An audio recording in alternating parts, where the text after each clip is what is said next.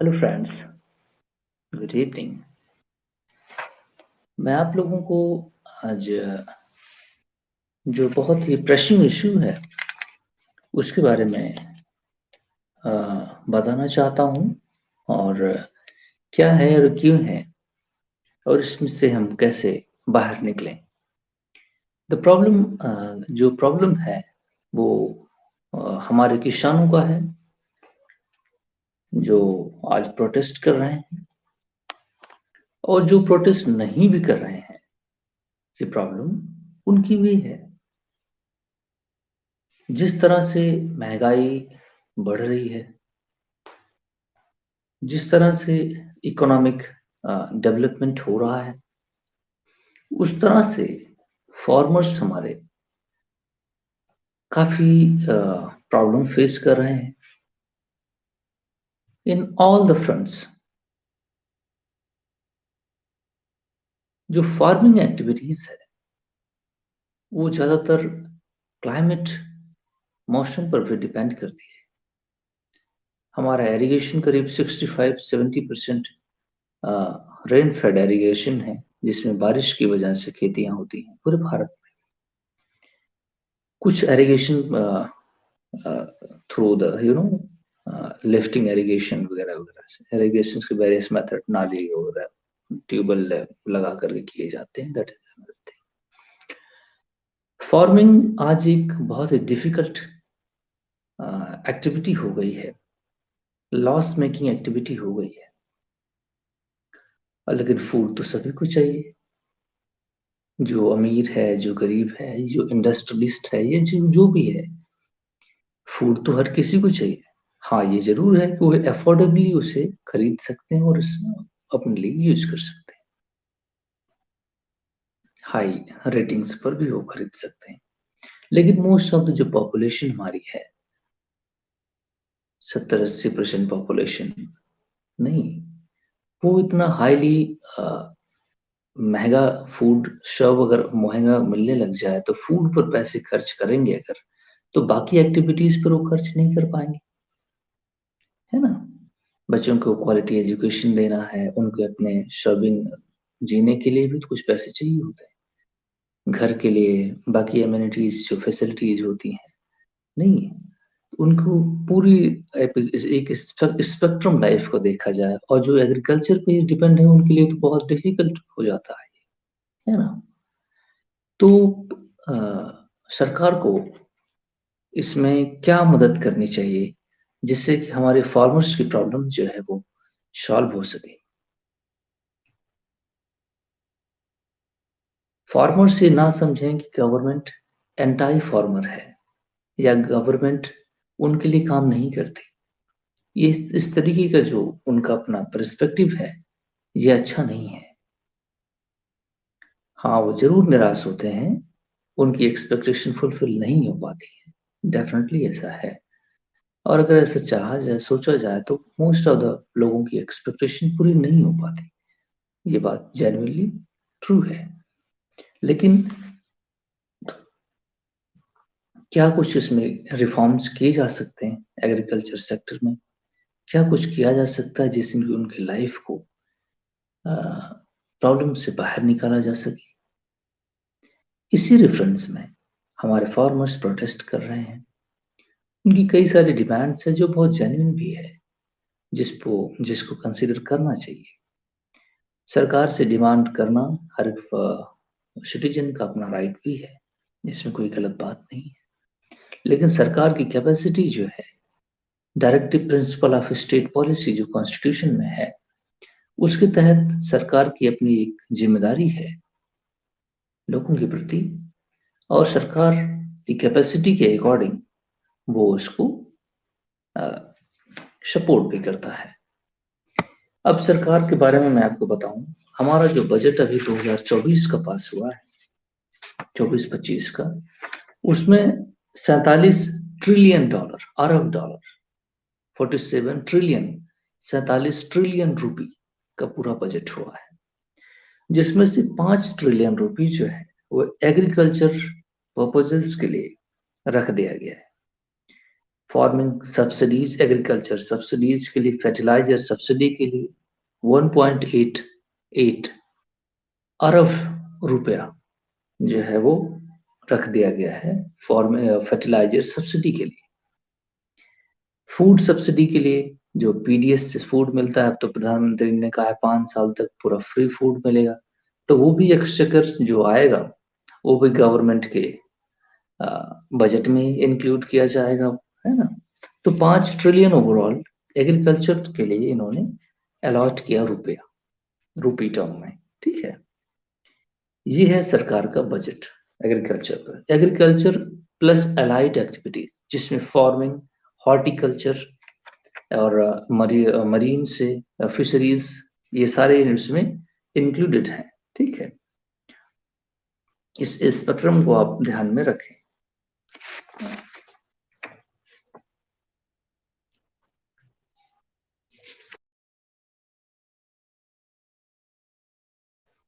Minimum support price, यही है वो।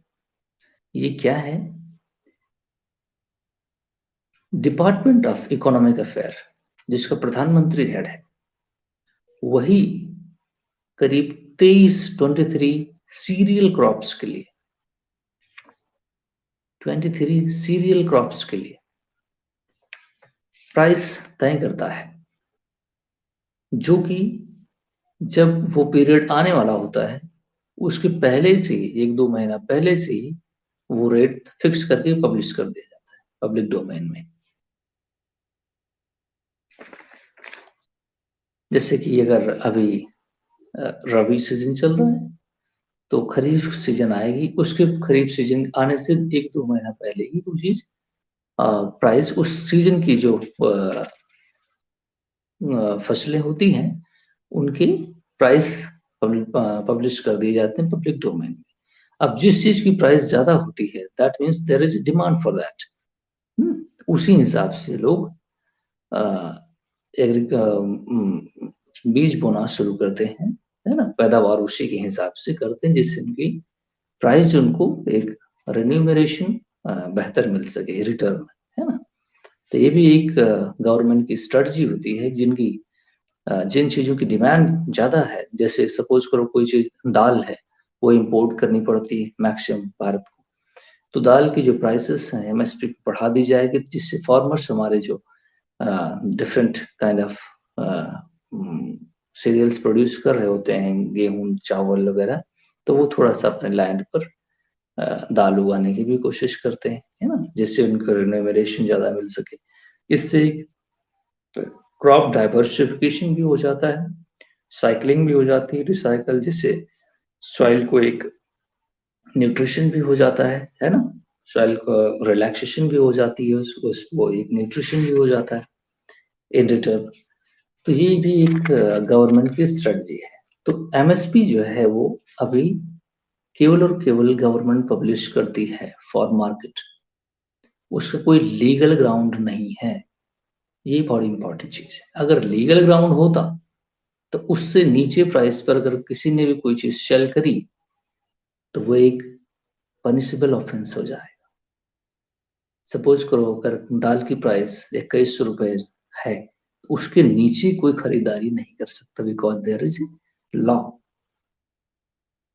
समझ रहे हैं आप? क्योंकि अभी लॉ नहीं है इसलिए खरीदारी हो सकती है, क्योंकि गवर्नमेंट ने केवल कहा ही है इसकी प्राइस इतनी होगी, है ना। ये है ओवरऑल इशू।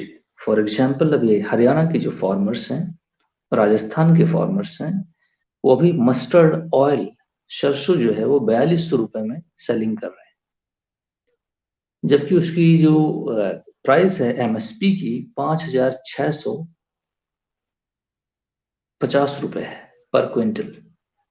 तो आप समझिए कि उनको करीब 1650 रुपए का इसमें घाटा हो रहा है पर क्विंटल के हिसाब से, क्योंकि एमएसपी लीगल नहीं है, लॉ नहीं है, इसलिए बार्गेनिंग और डिमांड वगैरह वगैरह अवेलेबिलिटी होने से उसकी प्राइस डाउन हो जाता है। फिर जो प्राइस कोट की जा रही है 4200 रुपए, इससे फार्मर्स को अभी 1 क्विंटल में ही 1400-1500 का लॉस हो गया। तो सोचिए उतने लार्ज अमाउंट में, तो फार्मर्स को कितना नुकसान हो रहा होगा, है ना। इसीलिए फार्मर्स डिमांड कर रहे हैं कि हमारी एमएसपी जो है उसे लॉ बना दिया जाए, जिससे हमारा जो इनपुट है उसे हम रिटर्न पा सके। ये बड़ा इंपॉर्टेंट चीज है। लेकिन एमएसपी जो डिफाइन की जाती है, ये भी एक बहुत ट्रिकी पॉइंट है, इसको समझने की बात है। स्वामीनाथन फॉर्मूले के हिसाब से किया जाता है।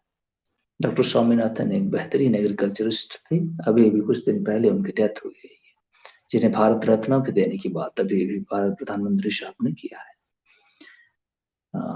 तो बड़ी अच्छी चीज है, बड़ा अच्छे साइंटिस्ट थे। उन्होंने ग्रीन रेवोल्यूशन जैसे प्रोसेस ले आए, एग्रीकल्चरल रेवोल्यूशन लाया 1965 में, जिससे हमारे फूड की जो अवेलेबिलिटी है वो high yielding seeds, HYD high yielding seeds, HYS high yielding seeds जो होते हैं, आजकल हम लोग हाइब्रिड बोलते हैं, उन्हीं लोगों की बनाई गई चीजें हैं। उन्होंने जेनेटिकली कोड्स चेंज कर दिए हैं इन सारे फूड्स के, इसलिए प्रोडक्शन ज्यादा बढ़ गया है, जिससे फर्टिलाइजर्स की अवेलेबिलिटी और पेस्टिसाइड्स यूज होना भी, कीटनाशक दवाएं भी ज्यादातर यूज हो रही हैं एग्रीकल्चर में। तो ये भी एक प्रॉब्लमेटिक है फॉर आवर सेल्फ, है। हमारे लोग जो कंज्यूम करते हैं उनके लिए भी प्रॉब्लम है। पर हम उस पर नहीं जाते हैं, वो टेक्निकल ग्राउंड से, तो ऐसा नहीं कि मुझे मालूम नहीं है, लेकिन उस एरिया में मैं नहीं जा रहा हूँ। जाऊंगा कभी जब आगे फर्दर कभी वीडियो बनाना होगा, लेकिन अभी टॉपिक जो है उस पर हम स्टे करते हैं। स्वामीनाथन का जो फॉर्मूला है एमएसपी के लिए, जो फार्मर्स डिमांड कर रहे हैं, उन्होंने कहा कि मुझे पहले तो लीगल आप इसको लॉ बना दें, जिससे हमारी जो फूड्स है, अगर ये लॉ बनता है तो जब गवर्नमेंट इसको बाई करेगी तो गवर्नमेंट के एक्सचेकर पर खर्च बहुत ज्यादा आ जाएगा, क्योंकि गवर्नमेंट अंडर आर्टिकल 21 बाउंड है राइट टू फूड। अगर कोई भारत में खाना नहीं खाता है, नहीं पाता है, तो गवर्नमेंट की जिम्मेदारी है कि वो उसे खाना खिलाए, है ना। शेल्टर नहीं है, रहने की जगह नहीं है, तो गवर्नमेंट की जिम्मेदारी है कि वो उसको घर दे। ये फंडामेंटल राइट है आदमी का, और इसको वायलेशन कोई नहीं कर सकता। आप समझ रहे हैं, अंडर आर्टिकल 21 तो गवर्नमेंट इससे बाउंड है 80 करोड़ लोगों को फूड देने के लिए। मे भी उसमें 40 करोड़ को हो सकता है कि अननेसेसरी मिल रहा हो, लेकिन 40 करोड़ तो होंगे, 50% जिनको लीगली जरूरत है। तो 40 करोड़ लोगों को भी अगर सब्सिडाइज फूड दिए जाते हैं और एक्सचेकर इस तरह एमएसपी के थ्रू बढ़ गया, है ना, तो गवर्नमेंट पर बर्डन बहुत ज्यादा आएगा। इसलिए गवर्नमेंट इधर उधर कर रही है कि भाई हम नहीं बना सकते या कुछ और कर सकते हैं। और दूसरी चीज क्या होगी, इससे मार्केट की जो फूड प्राइस है वो बहुत बढ़ जाएगी। जो हमारे जैसे मीडियम क्लास के लोग हैं उनके ऊपर ये बर्डन आ जाएगा। जो अभी 50, 60, 55 रुपए में चावल खरीद रहे हैं, एमएसपी के through, market through, taxes, non direct taxes और ट्रांसपोर्टेशन कॉस्ट, ये वो दुकानदार की सारी कॉस्टें जब जुड़ जाएंगी ना, तो 150 रुपए में बिकेगा ये किलोग्राम चावल, है ना, अगर एमएसपी बढ़ गई तो ये जो मिडिल क्लास फैमिली मेंबर्स हैं जो शहरों में जाके अभी स्टे कर रहे हैं, इनकी जेब पर बहुत बड़ा प्रभाव पड़ेगा, जिससे फिर एक महंगाई में का तूफान खड़ा हो जाएगा, ओवरऑल इकोनॉमिक स्ट्रक्चर चेंज हो जाएगा। फिर जो वर्कर्स हमारे जैसे इंडस्ट्री के पास रहते हैं वो हायर पे की डिमांड करेंगे, जिससे फिर इंडस्ट्री पर असर पड़ेगा, है ना। तो इंडस्ट्री वाले भी प्राइस बढ़ाएंगे और फिर रॉ मटेरियल की प्राइस बढ़ेगी, फिर पूरा इंडस्ट्रियल प्रोसेस, फिर उनकी प्रॉफिट कम होगी, बट एक पूरा साइकिल स्ट्रक्चर चेंज हो जाएगा, है ना। तो ये जो एग्रीकल्चर है वेरी फाउंडेशन है, तो ये पूरा इकोनॉमिक रिवाइवल शुरू हो जाएगा इसके तहत, अगर ये ऐसा हुआ तो। लेकिन फार्मर्स तो फार्मर्स हैं, अपने उनके राइट्स के लिए वो डिमांड क्यों ना करें, है ना। They are entitled to do so, definitely बढ़िया है, बार्गेनिंग करें, गवर्नमेंट शुड बियर दैट, है ना। जो 5 ट्रिलियन कर रहा तो 6 ट्रिलियन करे, क्या बुरा है। इंडस्ट्रियलिस्ट को तमाम सारे पैसे दिए जाते हैं, सब्सिडाइज फूड आपको बताएं तो 1.97 ट्रिलियन डॉलर रुपया उनको प्रोडक्शन लिंक इंसेंटिव PIL के तहत दिया जा रहा है ना? इंडस्ट्रीज को, तो why not farmers will get that? आप बताएं मुझे। वो भी डॉलर में है, $2 अरब है वो, तो भारतीय में रुपए में 80 गुना ज्यादा करोगे तो पता नहीं कितना ट्रिलियन पहुंच जाएगा, जो उनको सब्सिडी दी जा रही है इंडस्ट्रीज को। Why should not farmer get that? They have also equal ना। इतने सारी पॉपुलेशन को खिलाना ये कोई मामूली बात है क्या? 5 ट्रिलियन अगर आपने दिया है तो बहुत कम है ना ये। हम्म, तो बैरल ठीक है, बहस करने वाले लोग, मैं अपनी बात कर रहा हूँ। गवर्नमेंट उस पर और भी अपने विचार रख सकती है। ये सारे पॉइंट्स हैं, ठीक है। अब एमएसपी होती है, उस पर टैक्स सेस वगैरह सब कुछ ऐड करके तो मार्केट प्राइस तय होती है। अब दूसरा मैटर है जो फार्मर्स डिमांड कर रहे हैं, एक टर्म है cost C2। Cost C2 agriculture के टोटल जो एमएसपी डिमांड कर रहे हैं फार्मर्स, इस कॉन्सेप्ट पर बनना चाहिए कॉस्ट C2 पर जो प्राइस बनती है, जिसमें फॉर अभी तक जो फॉर्मूला यूज हो रहा है cost A2 plus FL meaning ये फैमिली लेबर है ना, भी ऐड कर दिया जाता है, जिसमें टोटल इनपुट जितना भी लगता है ना, फार्मर्स के लिए, बीज के लिए, फर्टिलाइजर्स के लिए, पेस्टिसाइड के लिए, ट्रैक्टर्स जो चला के आप करते हैं काम, सारा जितना भी आप लेबर करते हैं, सारा का सारा जितना इनपुट आप कॉस्ट लगाते हैं वो plus family cost, family labour, सब कुछ ऐड करके ये कॉस्ट बनती है, जिसमें उन्होंने दो कंपोनेंट छोड़ रखे हैं। अगर आपने इंटरेस्ट ब्याज लेकर के किसान क्रेडिट कार्ड पर आपने लोन उठाया हुआ है बैंक से, उस इंटरेस्ट को इसमें ऐड नहीं किया जाता है ना, जो फार्मर्स कह रहे हैं को भी ऐड होना चाहिए। दूसरा, लीज लिया हुआ अगर लैंड है ना, तो उस पे भी तो कॉस्ट आती है, तो वो कौन पे करेगा? तो ये भी ऐड होना चाहिए। ये दो चीज और ऐड कर दी जाएगी तो जो ओवरऑल एमएसपी है 25 से 30% बढ़ जाएगा प्राइस में, तो ये फार्मर्स के लिए बेहतर हो जाएगा। तो यही फार्मर्स डिमांड कर रहे हैं ओवरऑल, मैंने आपको बताया ये। क्योंकि 20 मिनट का स्लॉट मेरे पास होता है, 17 हो चुका है, इसलिए मैं लिटिल बिट जल्दी कर रहा हूँ। अगला वीडियो आगे बनाएंगे, बहुत लंबा प्रोसेस है ये, ठीक है। तो ये चीज मैंने आपको बता दी है ना। फार्मर्स की अदर डिमांड्स भी हैं, जो लोन वेविंग करना है, लोन को माफ कर दिया जाए, फार्मर्स की डिमांड है।